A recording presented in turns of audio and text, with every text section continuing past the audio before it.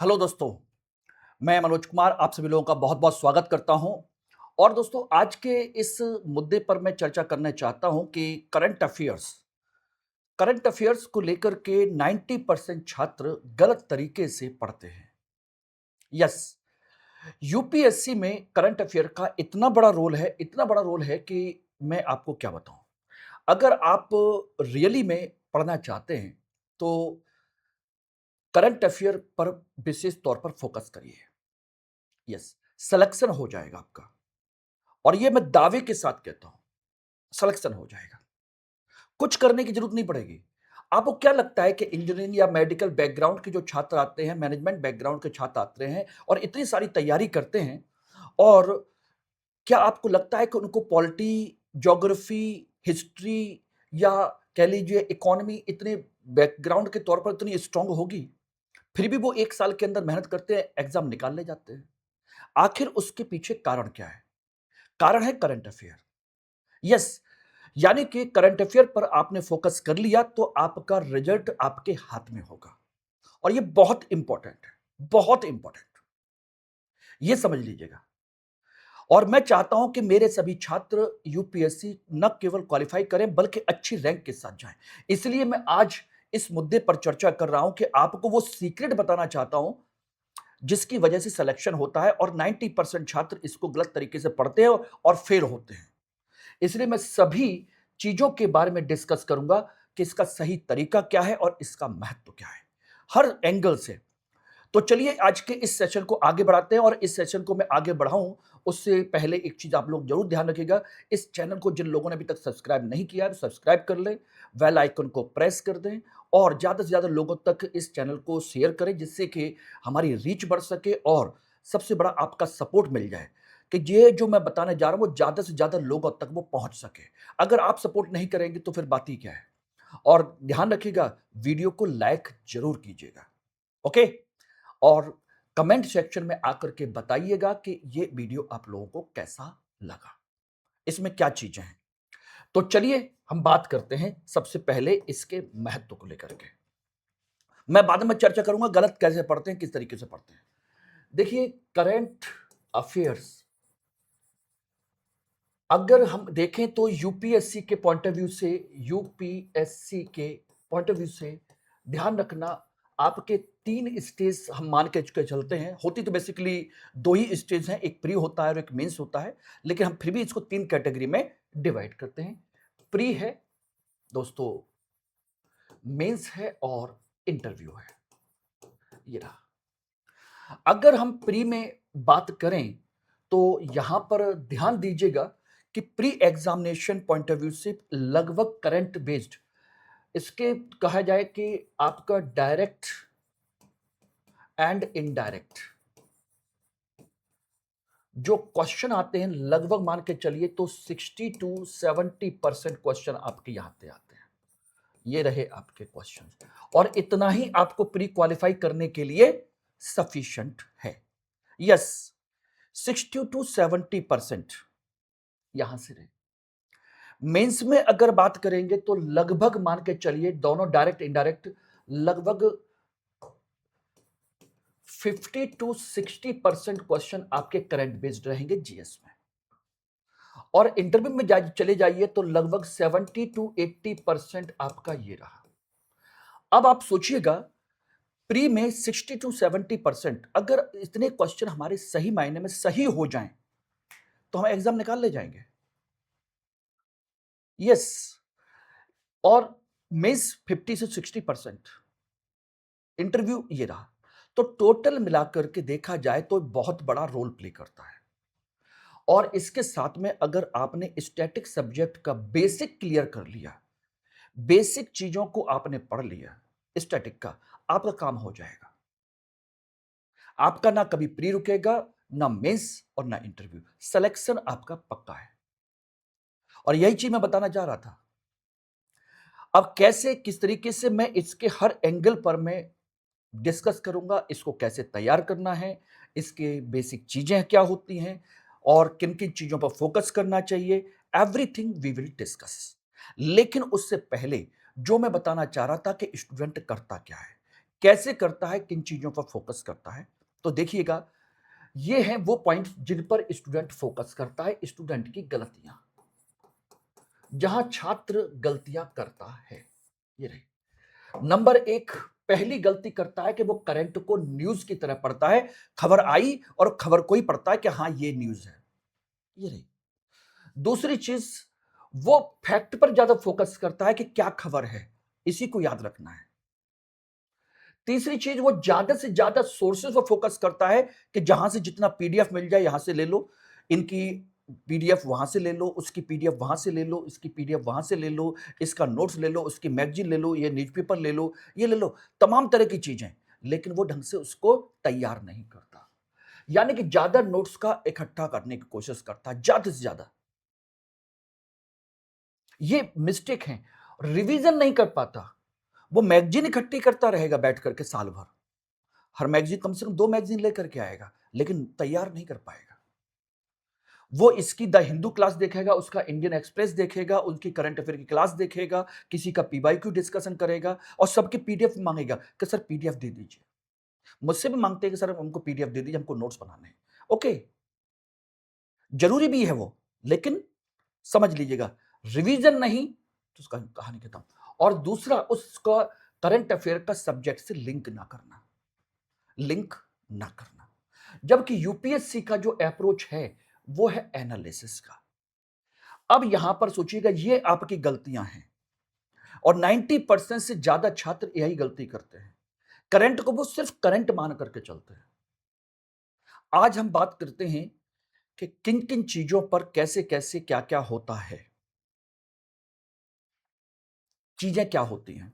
तो चलिए, इस पर मैं आपको सबसे पहले जो बताने जा रहा हूं उसको समझ लीजिएगा।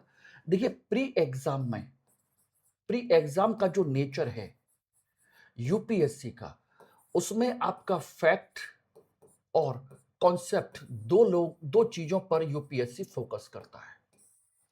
फैक्ट मान के चलिए तो लगभग 30% और कॉन्सेप्ट मान के चलिए तो लगभग 70%। ये रहा, इन दो चीजों पर आपका प्री एग्जाम फोकस्ड है। ओके, दूसरा आ जाइए आपका मेंस एग्जाम। मेंस एग्जाम में भी आपका फैक्ट भी पूछता है, कॉन्सेप्ट भी पूछता है, और साथ के साथ एक नई चीज और भी है जिसे हम कहते हैं अप्लाइड फॉर्म, यानी कि उसको अप्लाई करने का कंसेप्ट, उस पर भी पहुंचता है। और यहां पर हम मान के चलिए तो लगभग 10% के आसपास ये, 60 to 70% आपका ये, और लगभग 20 to 30% आपका ये पोर्शन रहता है। ये रहा, ये अगर आप इस कॉम्बिनेशन में लेकर के जाते हैं तो आप मेंस क्वालिफाई कर पाओगे। यानी कि किसी भी कंडीशन में देखिएगा, आपका क्या चल रहा है, कॉन्सेप्ट, फैक्ट बहुत कम है। और स्टूडेंट सबसे ज्यादा क्या पढ़ता है, फैक्ट। और यूपीएससी की डिमांड क्या है, एनालिसिस। वो न्यूज समझता है, फैक्ट समझता है, एनालिसिस। और तीसरा आ जाइए आप इंटरव्यू।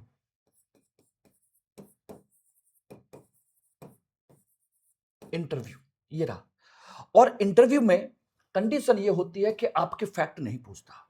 इंटरव्यू में चलता है आपका कॉन्सेप्ट कि कोई भी चीज क्या है, और दूसरा आपका अप्लाइड फॉर्म कि अगर कोई भी चीज है तो उसका क्या उपयोगिता है, कैसे उपयोगिता है, प्रासंगिकता क्या है, उसको कैसे अप्लाई करोगे। और लगभग मान के चलिए तो 60% के आसपास ये और 40% के आसपास ये रहा। क्योंकि अल्टीमेट जॉब करने के बाद आपको जहां सिलेक्शन होगा वहां पर आपको दुनिया भर की चीजें अप्लाई ही तो करनी है, एनालाइज करना है, अप्लाई करना है। So it is the combination of the examinations pattern, जो आपके यूपीएससी के एग्जाम के जो 3 स्टेजेस हैं, उनमें वो क्या क्या चीजें पूछता है, किन किन पर फोकस करता है, अब आप समझ लीजिएगा। तो ध्यान रखिएगा, हमें फैक्ट पढ़ना है, लेकिन कितना, अब आप खुद सोचिएगा। ये रहा, और सबसे ज्यादा फोकस किस पे है, कॉन्सेप्ट पे। और कॉन्सेप्ट नहीं है तो अप्लाइड फॉर्म भी नहीं है, ये समझ लीजिएगा। अगर आपका कॉन्सेप्ट क्लियर नहीं तो अप्लाई भी नहीं कर पाओगे। Yes my dear. और इसके लिए हमें किन किन चीजों पर फोकस करना है, देखिए, यहीं पर मैंने आपको एक चीज़ और बताई थी, मैंने पहले पे एक वीडियो में आपको कुछ इंपॉर्टेंट चीज़ें और डिस्कस की थी। मैंने एक फ़ॉर्मूला दिया था 5W प्लस 1H का फ़ॉर्मूला, ये मैंने दिया था, जिसमें मैंने कहा था व्हाट, व्हेन, वेयर, हु, ये रहा, हु, ये कंसेप्ट जो है, ये है आपका टिपिकल फैक्ट। किसी भी चीज के बारे में अगर आप जानते हो कि ये क्या है, कहाँ हुई, किसने की, ठीक है ना, या आपके कब हुई, तो ये फैक्ट है और मोस्टली स्टूडेंट इस पर फोकस करता है। तो ये हमको करना है, ऐसी बात नहीं कि नहीं करना है, हमें प्री और मेंस में दोनों में इसकी जरूरत है, लेकिन कितनी, ये हमको पता होना चाहिए। और इसमें एक चीज और भी आती है जो मैंने आपको कहा था कि अगर आपको कॉन्सेप्ट पर फोकस करना है, कॉन्सेप्ट पर, तो आपको तीन चीजों पर फोकस करना होगा, व्हाट, व्हाई एंड हाउ। ये रहे आपके कॉन्सेप्ट कि कोई भी चीज क्या है, क्यों हुई और कैसे हुई। सीधी सी बात है, यानी कि सरकार ने इसे क्यों लॉन्च किया है, इसका क्या महत्व है, सरकार इसे कैसे लागू करेगी, ये सारी चीज है। और जब इनको आप कर लोगे तो फिर तीसरी चीज और आती है जिसे हम कहते हैं applied form. Yes my dear, तो एक तीसरी चीज और आती है जिसे हम कहते हैं अप्लाइड फॉर्म। बोले कि अप्लाइड में क्या होता है, जब आप फैक्ट को, बेसिक फैक्ट को याद कर लेते हो और उसके कंसेप्ट को क्लियर कर लेते हो, देन आता है अप्लाइड फॉर्म। ठीक है ना। अप्लाइड फॉर्म का मतलब होता है आपकी सेल्फ अप्रोच, कि आपकी अपनी अप्रोच क्या है, आप इसको कैसे देखते हो, सेल्फ अप्रोच। यानी कि आप इसमें देखोगे उसके पॉजिटिव डायमेंशन, कि इसका सकारात्मक पहलू क्या होगा और इसमें नकारात्मक पहलू क्या होगा, पॉजिटिव और नेगेटिव डायमेंशन देखोगे, ठीक है ना। प्लस इसमें आप देखोगे, अपना आइडिया डेवलप करोगे कि मेरा अपना आइडिया क्या होगा, मेरी इस पर सोच क्या है, ठीक है ना, मेरी सोच या मेरे व्यूज क्या होंगे इस पर, कि मैं इसके बारे में क्या सोचता हूं कि ये अच्छा है या बुरा है, मेरे अपने व्यूज क्या हैं इस पर, मेरी सोच क्या है, यानी कि उसके बारे में सोचना। यानी कि हम कह सकते हैं कि जब आप करोगे तो किसी भी चीज के बारे में अपनी सोच विकसित करना है, विकसित करना, कि मैं, मेरी नजर में सरकार ये योजना शुरू कर रही है तो इसका क्या फायदा होगा, क्या नुकसान होगा, इससे किस तरह की चीजें आगे डेवलप होंगे, ठीक है ना, अपनी सोच विकसित करना। तीसरा इसमें एक चीज और भी है, वो है आपके चैलेंजेस, कि इसको लागू करने पर आगे क्या चुनौतियां आ सकती हैं, क्या चुनौतियां आ सकती हैं, कि इसको लागू तो करेंगे, ओके, बट इसको लागू करने पर क्या प्रॉब्लम्स आ सकती हैं, एक।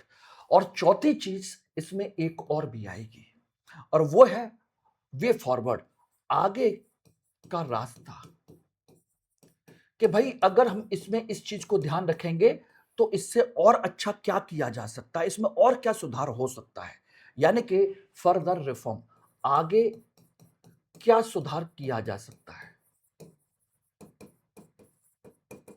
और यूपीएससी का मतलब है, सिविल सर्विसेज का मतलब है policy makers. You are not preparing for SSC examination, आप एसएससी के लिए, क्लरिकल एग्जाम के लिए, क्लर्क के लिए तैयारी नहीं कर रहे दोस्त, आप तैयारी कर रहे हैं एक ऐसे पॉलिसी मेकर की जो देश के विकास में अपना योगदान देगा, देश के लिए रणनीतियां बनाएगा, देश के लिए आप सही दिशा में लेकर के जाएगा। आप ही से देश चलता है, आप ही पॉलिसी बनाओगे, आप ही लागू करोगे। तो नेचुरल सी बात है कि पॉलिसी बनाने के लिए आपके पास अपनी अप्रोच होनी चाहिए, और वो अप्रोच अगर अभी आपके पास नहीं है तो इसका मतलब आप केवल डिपार्टमेंट में किसी ऑफिस में जाकर के जॉब करने वाले व्यक्ति नहीं हो। तो आपको करंट अफेयर को इस लेवल पर सोचना होगा। एग्जाम निकल जाएगा। ये आपका अप्लाइड फॉर्म है इंटरव्यू और मेंस के लिए। और प्री के लिए वो सॉरी आपके क्या कहते हैं उसके लिए, अगर कहा जाए तो मेंस के लिए सबसे ज्यादा फोकस आपका ये रहा कि ये क्यों है और कैसे है, सरकार इसको कैसे लागू करेगी, किस तरीके से लागू करेगी, किस तरीके से इसको लागू नहीं करेगी, इसमें क्या क्या चीजें हैं, ये सारी चीजें एनालिसिस है। ये एनालिसिस है, कंसेप्ट है, ये आपका फैक्ट है। तो आपके प्री पर फोकस ये रहा। प्री के साथ साथ में इस पर भी फोकस करेंगे तो आपका प्री क्लियर हो गया। और जब आप मेंस पर फोकस करने जाओगे तो तीनों को कॉम्बिनेशन बना करके आप ले जाओगे अप्लाइड पोर्शन पर। यह है कंसेप्ट। क्लियर? तो आप समझ में आ गया। इसलिए कम पढ़िए लेकिन सोचिए ज्यादा। तो मेरी यहां पर आपकी जो सलाह है वो ये है, सलाह जो है आपके पास जो स्रोत हैं वो कम हो, यानी कि 2 या ज्यादा से ज्यादा 3, बस इतने स्रोतों से आप कर लें। ठीक है ना? साथ के साथ आपका अपना खुद का सेल्फ नोट्स हो, सेल्फ नोट्स हो, और सेल्फ नोट्स होने के साथ उसका रिवीजन भी हो, रिवीजन भी होना चाहिए, टाइम टू टाइम डिस्कशन होना चाहिए, सारी चीजें होनी चाहिए। तीसरी चीज इसमें एक और भी है जो आपको ध्यान रखना है, सेल्फ नोट्स भी हो, स्रोत भी कम से कम हो। बिल्कुल सही बात है, तभी रिवीजन भी हो पाएगा, तभी सारी चीजें भी हो पाएंगी। बात क्लियर है? तो इस चीज को आप ध्यान रखिएगा। और एक सबसे बड़ी चीज जो आगे इसमें ध्यान देने की आवश्यकता है वो है आपका कुछ चीजें, और कुछ चीजें इसमें और भी करनी है। और वो क्या है? देखिए यहां पर आपको बताया था ना, रिवीजन सब्जेक्ट से लिंक करना, ये तो मैं बताऊंगा ही बताऊंगा। सोर्स कम से कम रखना है, और वो है आपका एक सही तरीका पढ़ने का, सही तरीका पढ़ने का, यानी कि ये सबसे ज्यादा इंपॉर्टेंट है। ये रहा तरीका सही हो पढ़ने का, साथ के साथ नोट्स बनाने का भी। तो मैं अभी आपको बताऊंगा कि इसमें कैसे नोट्स बना सकते हैं, किस तरीके से आप तैयार कर सकते हैं। ये सारी चीजें आपको मैं डिस्कस करने वाला हूं। तो यहां पर अब आप ध्यान दीजिएगा कि सही तरीका क्या होना चाहिए पढ़ने का। तो देखिए, पढ़ने का जो तरीका है, पढ़ने का तरीका नंबर 1, देखिए कोई भी न्यूज हो, कोई भी आपका करंट न्यूज हो, तो नंबर 1 पहले तो उसमें आपको जानना है कि यह चर्चा में क्यों है, यानी कि उसकी खास बातें क्या है, खास बातें क्या है। जैसे कि मैं अपने करंट के प्रोग्राम में आप लोगों को देता हूं, तो सबसे पहले देता हूं कि यह चर्चा में क्यों आया। ठीक, उसके बाद दूसरा, उस चर्चा में जो मुख्य आर्टिकल, उसके जो मुख्य जो कहा जाए कि बिंदु हैं, मुख्य बिंदु, उनको समझना, उनको समझना कि भाई इनमें किन किन चीजों की चर्चा की है, यानी कि इसके अंतर्गत जो आपके कहा जाए कि अ, शब्द हैं, शब्द हैं, उन शब्दों को समझना, इनका अर्थ क्या है, कैसे है। जैसे अभी एक न्यूज है कि भाई जो मार्जिनल लेबर फोर्स जो हमारा है, अनएम्प्लॉयमेंट रेट है, वो बढ़ गया है, बेरोजगारी बढ़ गई है। तो ये है क्या मार्जिनल अनएम्प्लॉयमेंट रेट, ये क्या होता है? और इन बिंदुओं को समझने के लिए तीसरी चीज आपको जो करनी है, उसका बैकग्राउंड आपको तैयार करना है। बैकग्राउंड अगर आपने इसको तैयार कर लिया तो समझ लीजिएगा आपका पूरा पीछे का स्टैटिक सब्जेक्ट भी क्लियर हो जाएगा।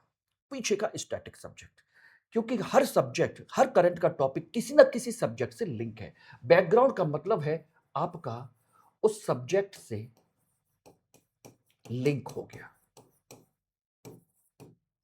जैसे सुप्रीम कोर्ट ने अभी आम आदमी पार्टी के लिए कहा कि इनके खिलाफ आपराधिक अवमानना का केस चलेगा, तो बस यहीं पर आपको जानना है कि अवमानना क्या होती है, अवमानना हाई कोर्ट की क्या होती है, सुप्रीम कोर्ट की क्या होती है, किस अनुच्छेद में दे रखी है, अवमानना के फायदे क्या है, अवमानना के नुकसान क्या होते हैं, अवमानना कितने प्रकार की होती है, क्या अवमानना किसी कोर्ट को हम बिल्कुल क्रिटिसाइज नहीं कर सकते क्या?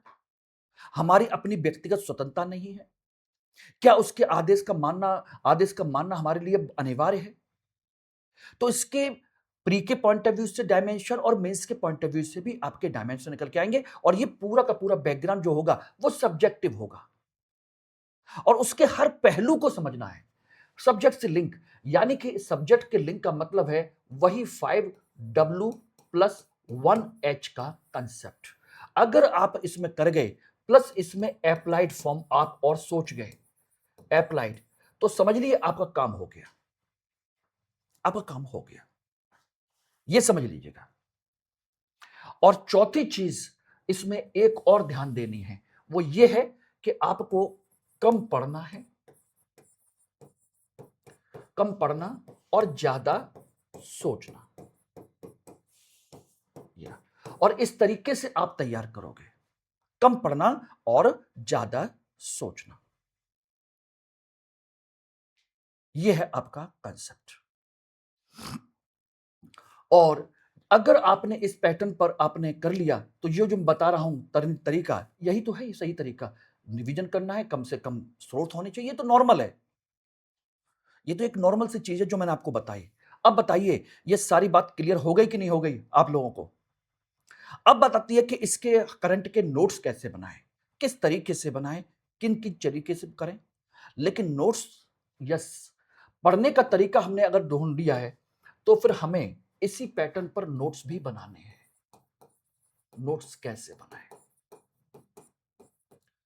ठीक है? तो सबसे पहले देखिए, आप प्लेन पेपर का यूज कर सकते हैं, प्लेन पेपर, और उसके साथ में प्लास्टिक के फोल्डर आते हैं, उनको यूज कर सकते हैं, या आप आपका अपना अलग रजिस्टर ले सकते हैं। रजिस्टर, आप अलग अलग सब्जेक्ट के लिए अलग अलग पेज बनाइए या उनको अलग अलग रजिस्टर में लिखिए। जैसे एक आपका हो नेशनल न्यूज का रजिस्टर या फोल्डर हो, नंबर एक। दूसरा इंटरनेशनल घटनाओं के लिए हो। तीसरा साइंस एंड टेक के लिए हो, साइंस टेक। चौथा आपका इकोनॉमी के लिए। पांचवा आपका एनवायरमेंट या आपके ज्योग्राफी से जुड़ी हुई चीजों के लिए। पांचवा आपका क्या हो सकता है, आपका मिसलेनियस। मिसलेनियस, इस तरीके से 5 या 6 रजिस्टर आपके होने चाहिए, या 5 या 6 फोल्डर ले लीजिए। उस तरीके से प्लेन पेपर पर लिखिए, लेकिन अपने हाथ से नोट्स जरूर बनाइए। और ध्यान रखिएगा, ये नोट्स कैसे बनाए जाएंगे? नोट्स प्री के लिए अगर फोकस करना है तो वही 4W, ये रहे, ठीक। और मेंस के लिए फोकस करना है उसी के नीचे, तो आपको वाई एंड हाउ पर ज्यादा फोकस करना है, ज्यादा बल। एक ही रजिस्टर बना सकते हो, अलग अलग भी बना सकते हो। एक ही रजिस्टर बनाओगे तो प्री के फैक्ट आपने बना लिए, और मेंस के उसी के नीचे क्यों और कैसे उस पर आपने बना लिए। और इसी में अगर आपको कहीं मिलता है तो आप अप्लाइड फॉर्म भी आप लिख सकते हो। अगर मिलता है तो सोचने की, ये बाद में भी डेवलप कर सकते हो, जरूरी नहीं कभी तुरंत के तुरंत नोट्स बन जाए। इसको आप बाद में भी कर सकते हो, बाद में विकसित कर सकते हो। ये आपको कैसे मिलेगा? अच्छे अच्छे आर्टिकल्स, अच्छे अच्छे न्यूज, अच्छे अच्छे विश्लेषण को पढ़ने के बाद में वहां से निकल के आएगा, अच्छा हमने तो ये सोचा ही नहीं, इस योजना में ये कमी भी है, इस योजना में ये कमी भी है, इसको ऐसे दूर किया जा सकता है, इसका मतलब इसमें अभी बहुत सारी कमियां हैं। इसलिए कहते हैं कि पक्ष और विपक्ष दोनों होना चाहिए और हमें समपक्ष लेके चलना चाहिए। तो ये आपका काम हो जाएगा। ओके, क्लियर है, समझ में आ गया? तो ये एक कंसेप्ट है। तो इस तरीके से आप अपने नोट्स बना सकते हो, और कुछ नहीं करना है, इनको डिटेल में बनाना है और इनको पॉइंट में बनाना है। कोशिश करनी है मैक्सिमम चीजें पॉइंट में ही हो, लेकिन कंटेंट थोड़ा-सा ज़्यादा भी रख सकते हो और डेली बेसिस पर बनाइए।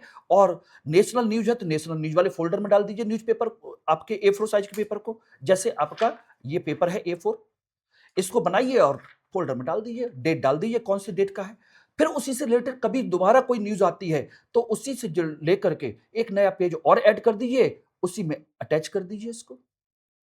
अगर सोचिए आज कोई न्यूज़ है और 2 महीने बाद इसी से रिलेटेड फिर कोई न्यूज़ आई, तो या तो इसी पेज के पीछे जगह हो, उसमें ऐड कर दीजिए, या फिर अलग से एक पेज लेकर लिख करके इसी के साथ में स्टेपल कर दीजिए।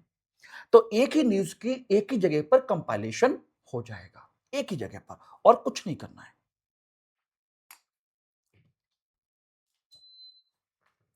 मेरी बात समझ में आ गई, नहीं आ गई? तो इस तरीके से कर सकते हो। लेकिन नोट्स बनाना, पढ़ना, ये अपनी जगह पर है। किस तरीके से करना है, क्या-क्या चीज़ें होती हैं, ये मैंने आपको बता दी। लेकिन सबसे बड़ी चीज़ एक और भी है माय डियर, और वो है आपका एक पॉइंट और, रिवीजन। रिवीजन ना हो तो सब बेकार है। रिवीजन मस्ट है, मोस्ट इंपॉर्टेंट। मैंने कहा ना कि रिवीजन सबसे ज्यादा है। पढ़ लिया, सब कुछ कर लिया, एक ही रजिस्टर हो, सारी चीजें हो। रिवीजन के लिए देखिए सबसे पहला काम है आपका सेल्फ रीड करना। लिखने के बाद में, नोट्स बनाने के बाद में उसको रिवाइज करिए। इसका कंसेप्ट है 1 डे का, इसका कंसेप्ट है 1 वीक का, इसका कंसेप्ट है 1 मंथ का। कि आप 24 घंटे में रिवाइज करें, फिर 1 सप्ताह में रिवाइज करें, और 1 महीने के अंदर उसको रिवाइज करें। ठीक। दूसरा कंसेप्ट है कि इसके बारे में सोचना। जो आपने नोट्स बनाए हैं उसको आंख बंद करके सोचना। आंख बंद कीजिए और इसको सोचना शुरू कीजिए कि हमने ये टॉपिक पढ़ा था, इसमें व्हाट क्या था, व्हाई क्या था, हु क्या था, कहां था। आंख बंद करके उसके बारे में सोचिए, मेडिटेशन कीजिए और समझने की कोशिश कीजिए, अच्छा इसमें क्यों क्यों, कैसे था, कैसे था, क्या था। अगर आपने आंख बंद करके उसके हर पहलू को सोचना शुरू कर दिया, तो सोचिए आपकी मेमोरी पावर सुपरफास्ट हो जाएगी। फिर आपको कुछ करने की जरूरत ही नहीं है, याद हो गया वो, रट्टा मत मारिए। सोचिए आंख बंद करके हर पहलू को, क्या था, कैसे था, किस तरीके से था। तीसरा, आप चाहो तो कर सकते हो, अगर सोचना ठीक है, ओके, तो उसके साथ में आप एक व्हाइट बोर्ड ले सकते हो, जैसा मेरा है। व्हाइट बोर्ड लेकर के उस पर आप इसको लिख लीजिए, इसी तरह से चार्ट बना लीजिए और खड़े होकर के उसको एक्सप्लेन कीजिए। सेल्फ, व्हाइट बोर्ड पर सेल्फ एक्सप्लेन करना, जैसे मैं बना रहा हूं उसी तरीके से एक्सप्लेन करना, जैसे टीचिंग करते हैं। और चौथा, अगर आपने कर लिया तो वो है आपका डिस्कशन। डिस्कशन, ईमानदार एक व्यक्ति आपको पार्टनर चाहिए, ईमानदारी के साथ में। और उससे जो आप टॉपिक डिसाइड कर लीजिए कि आज के ये 5 टॉपिक है, तो जो तू मुझसे पूछ, मैं तुमसे पूछूंगा, और आधा घंटा बैठ के पूछेंगे, बातचीत करेंगे। टफ से टफ तुम मुझसे पूछना 5 क्वेश्चन, टफ से टफ मैं पूछूंगा 10 क्वेश्चन आपसे, और एक दूसरे से पूछिए, बताइए। फिर देखिए कैसे चीजें याद होती हैं। जहां आपको नहीं आएगा वो बताएगा, तो आपको याद रहेगा कि हाँ यार ठीक है। और जब आप पूछोगे तो अब उसमें से सोचिए, टफ से टफ चीजें पूछने की कोशिश करोगे और उसके लिए आप क्वेश्चन बनाओगे, आपका काम हो जाएगा। अगर आपने करंट के इस पोर्शन पर जिस तरीके से मैंने आपको चीजें बताई हैं उसको आप अप्लाई कर गए, तो ये समझ लीजिएगा आपका करंट आपका हो गया। तो करंट भी पूछ लेगा आपसे, और साथ के साथ आपकी सारी चीजें भी, यानी कि करंट का बैकग्राउंड भी और करंट का सारा कुछ आपका क्लियर हो जाएगा। ये समझ लीजिए, बैकग्राउंड मतलब सारा सब्जेक्ट क्लियर। ज्योग्राफी का तो ज्योग्राफी का, पॉलिटी का तो पॉलिटी का, इकोनॉमी का तो इकोनॉमी का, साइंस का तो साइंस का, एनवायरमेंट का तो एनवायरमेंट का, कुछ भी हो, हिस्ट्री का तो हिस्ट्री का, सारा सब्जेक्ट बैकग्राउंड तैयार हो गया। ये है, ओके, क्लियर है। और इसमें आपको कुछ जानना है, कुछ पूछना है, कुछ करना है, तो कमेंट सेक्शन में आकर के जरूर पूछिएगा कि सर हमें इसमें ये और करना है, ये और बता दीजिए, या जो कुछ भी है मुझे आप डिस्कस कर सकते हो। ठीक है, थैंक यू वेरी मच।